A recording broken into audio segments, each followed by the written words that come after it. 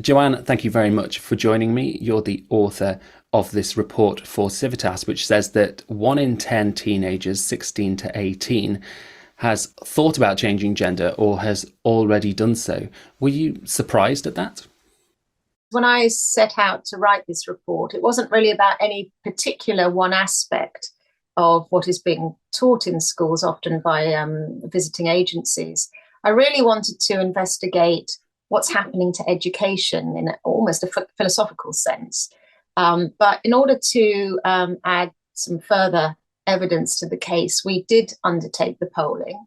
And I think, the lines that the press have picked up on, about 10% of young people between 16 and 18 telling us that they either wanted to change gender, or had done so in the past.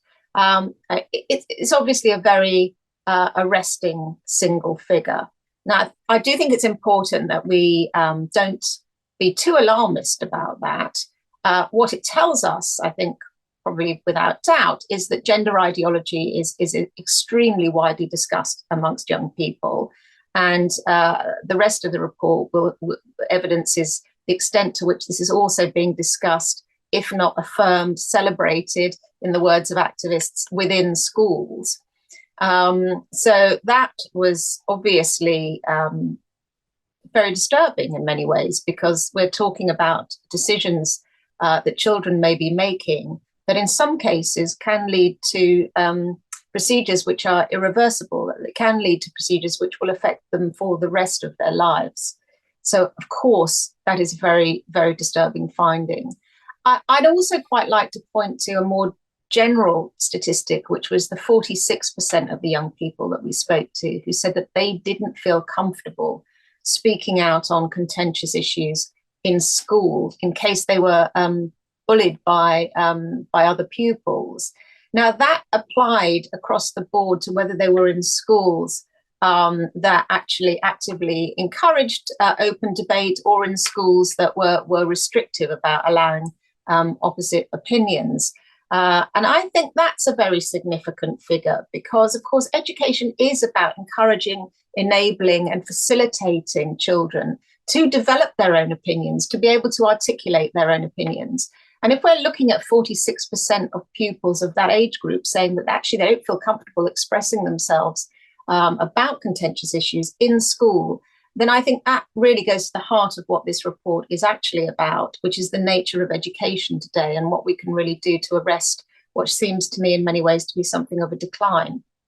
The Department for Education is undertaking a review of sex ed materials and their visibility to parents. The PM has also promised that new guidance on transgender issues will be available for schools in the summer. How confident are you that these will address the issues raised in the report? The review of RSC materials would anyway have been undertaken because it is a statutory requirement that it's revisited every 3 years, I believe.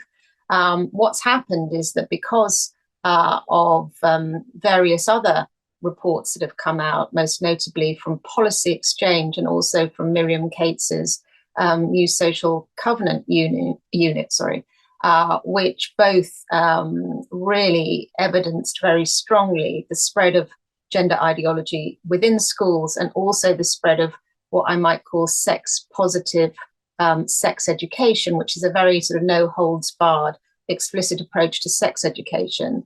And then also followed up with my report, which is more of if you like, a political analysis of where all of this has come from. In view of all of those factors and obviously the evidence that has been presented by many parents across the country, and I'm sure by concerned teachers as well, in different ways through different channels, the Prime Minister decided that this review must be brought forward. As to how confident I am about it addressing these issues, I mean, that really depends upon who is called to give evidence to this review process, and whether, if you like, too much emphasis is placed on what I would call vested interests in this field. And I don't think we yet know what the makeup of that review is going to be, or even who's chairing it. And until we do, I think it's very difficult to take either an optimistic or other view. We just can't assess that yet.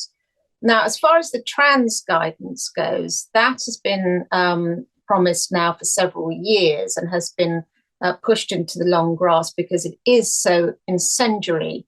I mean, it's difficult to see how it can satisfy all of the extent of interest across this spectrum, if you like. And it does require, I think, from those of us that have very, very severe concerns about this exponential spread of gender ideology and the way in which in many schools have sort of taken it upon themselves to affirm the change of gender of pupils who, frankly, are not of an age to really be making that decision themselves. I think we feel that an appropriate response would have to come down on one side, on the more conservative, with the more small c, the cautious side of this approach. And it's not evident, given that the Secretary of State for Education is herself quite liberal on these matters, that is what's going to happen. So I'm sure that's why we're still seeing a delay on the publication. I was told this week that the draft is now circulating between different departments, that it is currently with the Equalities Department to take to see whether it's commensurate with equalities law. So I'm guessing it's still a little way off from being published. And I actually, it's hard to remember a more contentious set of expected regulations or guidance for really some time now. And I can't imagine it's going to be anything but extremely contentious. I'm not 100% confident that it's going to give, shall we say, the cautious conservative side of this agenda the full support that it needs.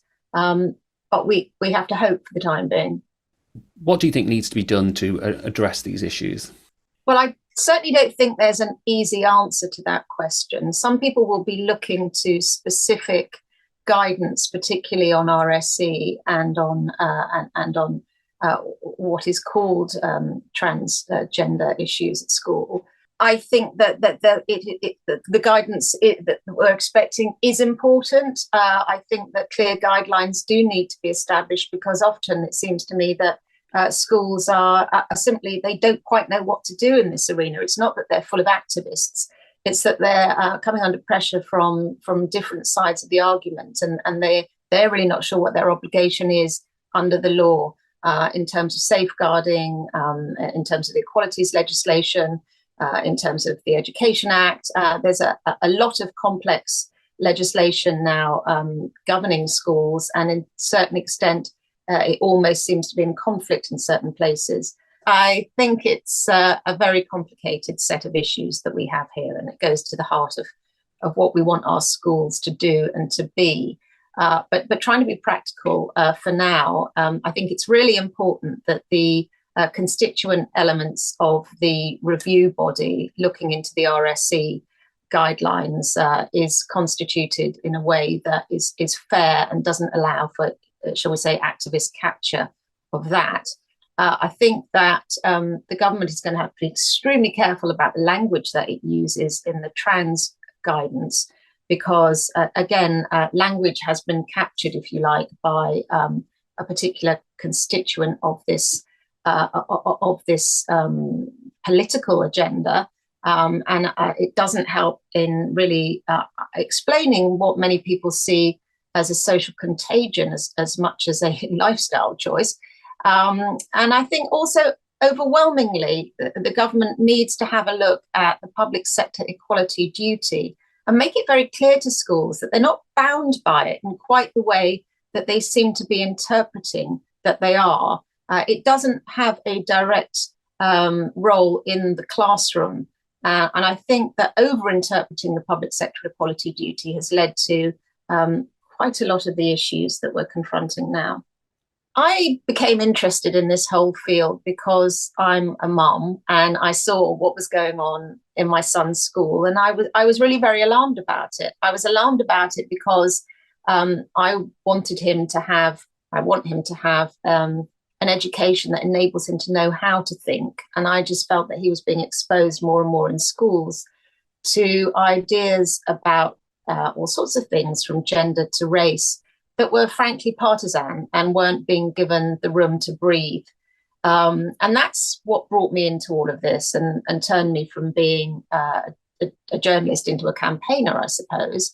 And I do think that whatever we require of governments and regulators, it's also really important to remember that we do have a certain agency over this as parents. It's very frustrating. It's very difficult in many ways to make change. But we shouldn't forget that we all have something of an obligation to step up if we see things that we feel really uncomfortable about, and try, if not to rattle cages, then to make a bit of an impact at our local level. Now, I've been very fortunate in that after quite a lot of careful letter writing and shall we say solicitous inquiry to other parents, I've really, I think, been able, with the help of other parents, to turn things around in my son's school. And I think he's getting a much more balanced approach to these things now.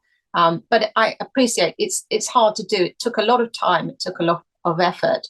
And some schools are just not open to that kind of engagement. But I do think it's also important that we have a role to play as citizens, as parents, as members of churches, whatever it may be, to bring these ideas and these concerns into public view. And not everybody can do everything, but we can all do something, and that's a good place to start. Well, Joanne, I think that's all we've got time for, but thank you very much for joining me. My pleasure.